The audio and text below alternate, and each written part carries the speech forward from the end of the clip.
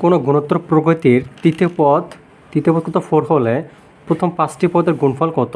হ্যাঁ, গুণোত্তর ধারার n-তম পদের সূত্র হচ্ছে i(r⁻n-1). এটা হচ্ছে কী সূত্র? এটা হচ্ছে n-তম পদের সূত্র গুণোত্তর ধারার। হ্যাঁ, তাহলে তৃতীয় পদ কত হচ্ছে 4। তাহলে তৃতীয় পদ যদি হয় ar3 - 1 কত 4, তার মানে ar² কত 4।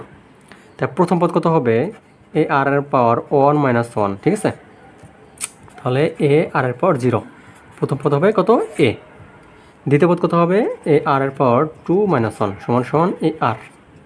তাই প্রথম পদ a, দ্বিতীয় পদ ar, তৃতীয় পদ কি ar²। তাহলে চতুর্থ পদ কত হবে ar³ আর পঞ্চম পদ কত হবে ar এর পাওয়ার কত 4। তাহলে প্রথম 5টি পদের গুণফল কত তা জানতে চেয়েছে। তাই প্রথম 5টি পদ আমরা গুণ করি। ওকে, তাই প্রথম পদ a, দ্বিতীয় পদ ar, তৃতীয় পদ ar², চতুর্থ পদ ar³, পঞ্চম পদ ar⁴। ওকে, তাহলে 1টা 2টা 3টা 4টা 5টা, তাহলে এ হচ্ছে 5টা আর আর কত 1 আর 2 3 3 6 আর 4 10। হ্যাঁ, তাহলে আর হচ্ছে কত 10। তাহলে এটাকে আমরা লিখতে পারি ar²